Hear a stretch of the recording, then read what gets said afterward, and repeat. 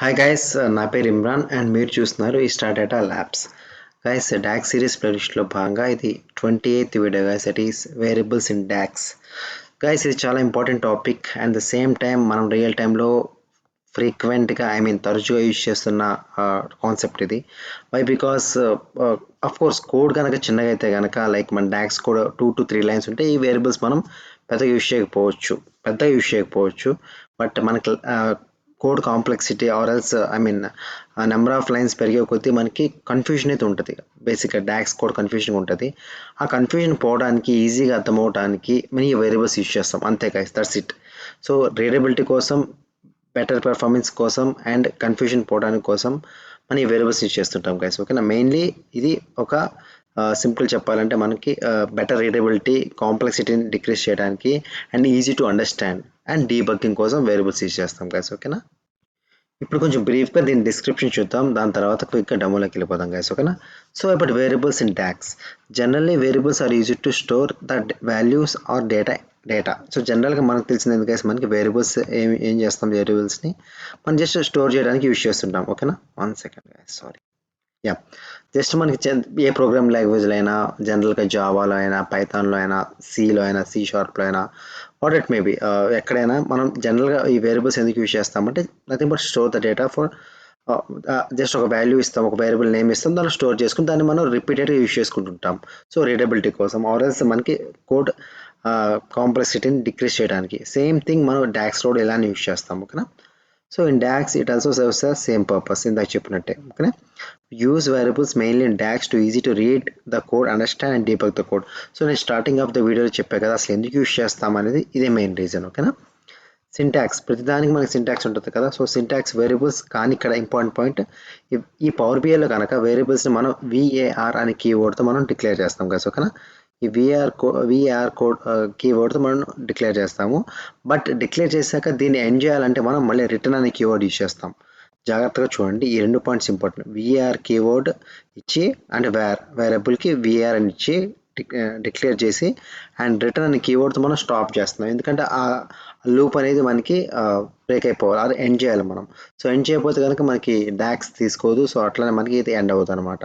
So ఇది main process guys, ఇలా వేరియబుల్తో start అయ్యి రిటర్న్తో ఎండ్ అవుతుంది. సో ఇది చాలా ఇంపార్టెంట్ పాయింట్. ఓకేనా, సో ఒకసారి డెమో చూద్దాము, దాని తర్వాత మళ్ళీ కొంచెం ఈ పాయింట్స్ వేద్దాం. ఓకేనా, ఈ పాయింట్స్ మళ్ళీ వద్దాం. ఓకేనా, ఓకే.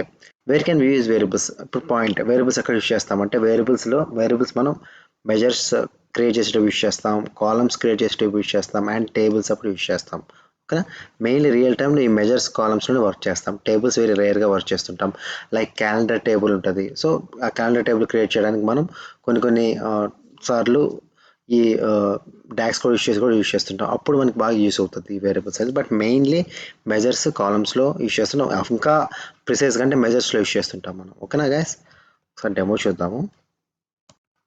నేను బ్లాంక్ పవర్ బై డెస్క్టాప్ తీసుకున్నాను గైస్. ఓకేనా, సో ఇటువంటిది ఏం తీసుకోకుండా మనం మైక్రోసాఫ్ట్ వాళ్ళు ఇచ్చిన శాంపుల్ డేటా సెట్ యూజ్ చేస్తున్నాను. Financial sample data set, load sample data set.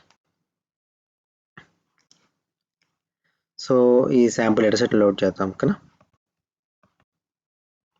Second guys, what happening, financials. Okay,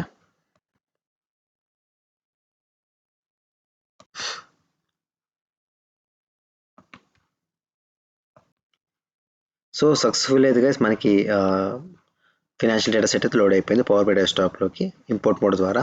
so నా ఇప్పుడు మనకి ఏంటంటే వేరియబుల్స్ గురించి తెలుసుకుందాం. సో డేటా అయితే లోడ్ అయింది కదా, చూడండి ఇలా చెక్ చేసుకున్నాం. సో డేటా అయితే లోడ్ అయిపోయింది, ఆఫ్ కోర్స్ లోడ్ అవుతుంది, వాల్యూస్ వచ్చేసినాయి. Okay, so rows and columns మొత్తం వచ్చేసినాయి అండ్ నో వేరియబుల్స్ క్రియేట్ చేద్దాం. సో గైస్, ఫస్ట్ నేను మీకు ఒక మెజర్ క్రియేట్ చేస్తాను. ఓకేనా, measure. Okay,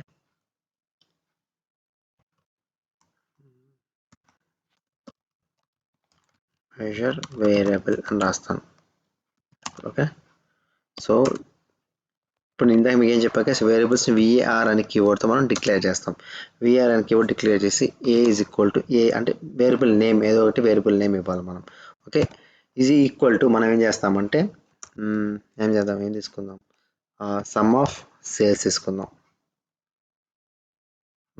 some of 1 second, sum of sales. Okay,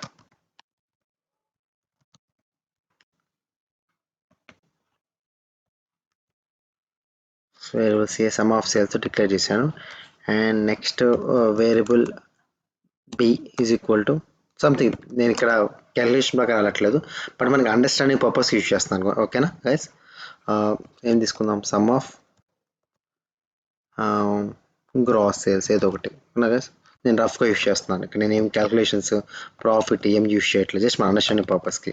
so ఇక్కడతో 2 వేరియబుల్స్ మనం డిక్లేర్ చేసాము. అండ్ నెక్స్ట్ ఇక్కడ ఈ డిక్లేర్ చేసే దేంతో ఏ అనే నేమ్ యూజ్ చేసాము, వేరియబుల్ ఏ వేరియబుల్ బి డిక్లేర్ చేసాము. అండ్ నెక్స్ట్ దాన్ని ఇనిషియలైజ్ కూడా చేసేసాము. సో మరి దీన్ని మనం ఇక్కడ ఎండ్ చేయాలంటే మనం రిటర్న్ కీవర్డ్ యూజ్ చేయాలి. సో రిటర్న్ అంటే ఇక్కడతో వేరియబుల్ ఫ్లో అనేది మనకి బ్రేక్ అయిపోయింది. సో అంటే ఇక్కడ వేరియబుల్ అనేది ఇక్కడ ఎండ్ అయిపోయింది. ఇంకా నెక్స్ట్ పాయింట్ ఏంటి, మనకి ఈ వేరియబుల్స్ని మనం యూజ్ చేయాలి. Next thing but A plus B, అంతే guys, that's it, we are done. So ఇది యాడ్ అవుతుంది, ఏ ప్లస్ బి. సో మనకి మెసేజ్ క్రియేట్ అయిపోయింది చూడండి. సో దాని వాల్యూ చూడాలంటే నథింగ్ బట్ ఒక కార్డ్ విజువల్ తీసుకున్నాను. ఓకేనా, మెజర్ వేరియబుల్. సో ఆ రెండు కౌంట్ చేస్తే అంత వస్తుంది గైస్. ఓకేనా, సో ఇట్లా మనం మెజర్స్ని యూజ్ చేసుకుంటాం. బట్ థింగ్ ఏంటంటే మనకి డిఫరెంట్ వేస్లో యూజ్ చేస్తుంటాం. ఓకేనా, ఇక్కడ నేను మెజర్గా యూజ్ చేశాను. ఇంకోటి ఎలా చేయాలంటే నేను సిమిలర్ థింగ్, నేను ఒక కాలం యూజ్ చేస్తాను మెజర్స్లో, సారీ వేరియబుల్స్లో. ఓకేనా, చెక్ ప్రొడక్ట్ ఏదో ఒకటి నథింగ్ బట్ ఇప్పటికి ఆల్రెడీ కాలం యాడ్ చేస్తున్నాను. ఓకేనా, variable P is equal to అంటే ప్రోడక్ట్ అనుకుందాం, ప్రోడక్ట్ నేమ్ రాద్దాం, ప్రోడక్ట్. ఓకే, సో వేరియబుల్ పిలో ఈ ప్రోడక్ట్ అనేది మనం స్టోర్ చేస్తున్నాము. సో ఇక్కడ నేను రిటర్న్ చేస్తున్నాను, అంటే ఇక్కడ ఏం చేసుకున్నాను, నేను ఒక ప్రోడక్ట్ని ఒక వేరియబుల్స్ని నేను క్రియేట్ చేశాను. ఓకేనా, రిటర్న్. ఇప్పుడు if P is equal to BTT product.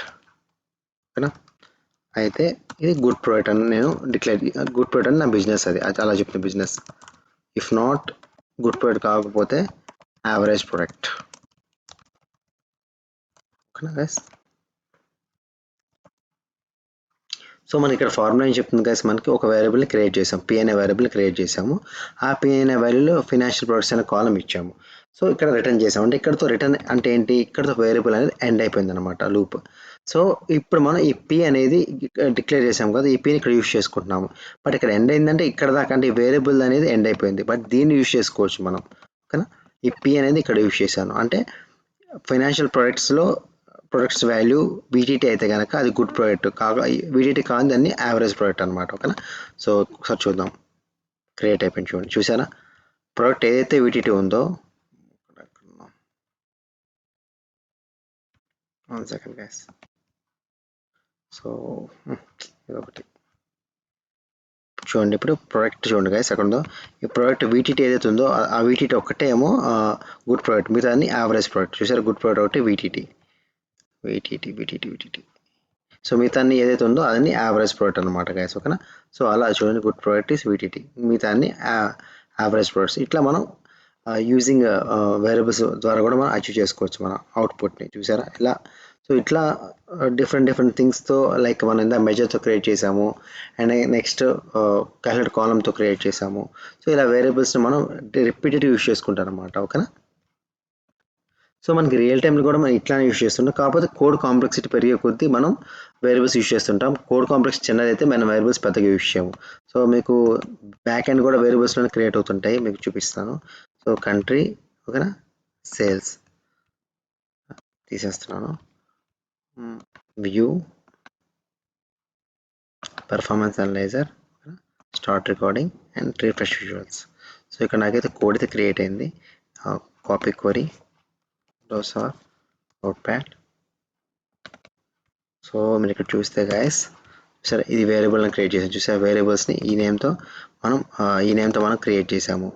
And next దీన్ని ఇనిషియలైజ్ చేసాము వాల్యూస్. మళ్ళీ ఈ డిఎస్ఓ కోర్ అనేది మళ్ళీ ఇక్కడ యూజ్ చేసాము చూడండి, సారీ ఈ వేరియబుల్ డిఎస్ఓ స్కోర్ ఇక్కడ యూజ్ చేసాం. చూసారా, ఈ నేమ్ని ఇక్కడ యూజ్ చేసాము, మళ్ళీ ఈ వేరియబుల్ డిఎస్ఓ ప్రైమరీ విండోని ఇక్కడ యూజ్ చేసాం. సో ఇట్లా మనం డిఫరెంట్ టైప్స్లో మన వేరియబుల్స్ని మనం క్రియేట్ చేస్తాము. అండ్ నెక్స్ట్ దాన్ని కోడ్ కాంప్లెక్స్ ఇలా వేరియబుల్స్ క్రియేట్ చేయడం వల్ల మనకి ఇక్కడ కోడ్ కాంప్లెక్స్ తగ్గిపోయింది. లేకపోతే మళ్ళీ మనం మళ్ళీ న్యూగా రాయాలి. సో మళ్ళీ మనం దీన్ని రిపీటెడ్ స్టెప్స్ యూజ్ చేస్తూ ఉండాలి. సో అలా కాకుండా మనకి కోడ్ కాంప్లెక్సిటీ ఈజీ అవ్వడానికి చూసారా ఇక్కడ మళ్ళీ దీన్నే అంటే ఈ ఫార్ములా మొత్తం రాయకుండా మనం సింపుల్గా ఈ డిఎస్ఓ కోడ్ అని ఇక్కడ రాసామంటే అంతే. మళ్ళీ ఇక్కడ ఈ ప్రైమరీ విండో ఈ ఫార్ములా మళ్ళీ ఇది కూడా రాయకుండా సింపుల్గా ఈ ప్రైమరీ విండోలో మనం ఎంబెడ్ చేసుకుంటున్నాం. సో ఇట్లా మనం వేరియబుల్స్ని యూజ్ చేసుకోవచ్చు. కోర్స్ ఇది ఫస్ట్ టైం కాబట్టి మీకు కొంచెం కన్ఫ్యూజన్గా అయితే ఉండొచ్చు. బట్ మీరు చిన్న చిన్న వాటి నుంచి రండి, లైక్ చిన్న చిన్న ఇందాక క్రియేట్ చేసే కదా మెజర్ వేరియబుల్ అనేది.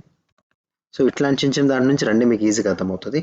గోసాన్ మనకి ఏంటంటే నెస్టెడ్ వేరియబుల్స్ అంటే వేరియబుల్స్ ఇన్సైడ్ ఇంకో వేరియబుల్స్.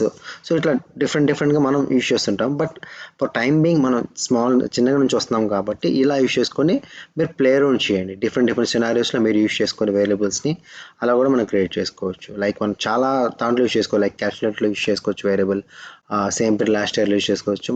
మన డిపెండ్స్ అపాన్ మన బిజినెస్ రిక్వైర్మెంట్. బట్ ఇదైతే బేసిక్ అనమాట, ఇలా మనం జనరల్గా యూజ్ చేసుకుంటాం గైస్. ఓకేనా? So that's all. This all about variables in DAX. ఇంకొంచెం కొన్ని పాయింట్స్ అయితే మిస్ అయ్యాం కదా, ఇక్కడ చూద్దాం గైస్. ఓకేనా? సో యూజ్ ఆఫ్ వేరియబుల్స్ ఇందాక మనం చెప్పినట్టే రీడబిలిటీ ఆఫ్ కోడ్ని ఇందాక చూసాం కదా, ఈజీగా అండర్స్టాండ్ చేసుకోవడానికి యూజ్ చేస్తాను. And next split the execution to logical steps, అంటే మనకి so each and every step మనకి ఈజీగా అర్థమవడానికి కూడా యూజ్ చేస్తుంటాం మనం అనమాట. ఇక్కడ చూడండి, ఇక్కడ చూసారు ఈజీగా అర్థమవుతుంది. ఈ ఏ అనే దాన్ని మనం సేల్స్ యూజ్ చేసాం, బి అనే వేరియబుల్లో ఇది యూజ్ చేసాం, ఈ రెండుని యాడ్ చేస్తున్నాం. సో అదే జనరల్గా అయితే ఎలా వస్తుంది, some of financial plus sales plus some of financial plus cross sales, ఈ రెండు యాడ్ చేస్తున్నాం కాబట్టి మనకి కాలం వాల్యూ అనేది మనకి కోడ్ మనకి సో అలా ఇంక్రీజ్ అవ్వద్దు అనుకున్నప్పుడు మనం ఈ వేరియబుల్స్ యూజ్ చేసుకుంటాం, better readability and better understandability కోసం యూజ్ చేసుకుంటాం. అండ్ నెక్స్ట్ ఇంకోటి, ఇక్కడ ఇంకో క్యాలెండర్ కాలం క్రియేట్ చేశాను కదా. సో ఇక్కడ చూసారా, ఒక్క సింపుల్ పాయింట్తో నేను variable P is equal financial product use చేస్తాం. అంటే ఇక్కడ పీ బదులు ఇక్కడ ఫైనాన్షియల్ ప్రోడక్ట్ కూడా యూజ్ చేయొచ్చు. బట్ అఫ్ కోర్స్ ఇది చిన్న కోడ్ కాబట్టి మనకి సో సింపుల్గా అనిపిస్తుంది. బట్ రియల్ టైంలో అనేది చాలా ఒక 10-20 లైన్స్ 15 లైన్స్ డాక్స్ కూడా ఉంటుంది. అప్పుడు మన వేరియబుల్స్ యూజ్ చేస్తుంటాం మనం. సో ఇది బేసిక్ అనేది మీకు నేర్పిస్తున్నాను అండర్స్టాండింగ్ పర్పస్కి. బట్ రియల్ టైంలో మనం వర్క్ చేసేటప్పుడే మనం దాని మీద అండర్స్టాండ్ అవుతుంది. సో అందుకే ఇంకా టైం మీకు నేను నోట్ ప్యాడ్లో యూజ్ చేశాను. సో ఎలా వర్క్ అవుతుంది అనేది మీకు నోట్ ప్యాడ్లో చూపించాను రియల్ టైంలో ఒక శాంపుల్గా. నేను ఇక్కడ రియల్ టైం శాంపుల్గా ఇక్కడ ఏం లేదు కదా, ఒక వేరియబుల్స్ మనం యూజ్ చేసాము.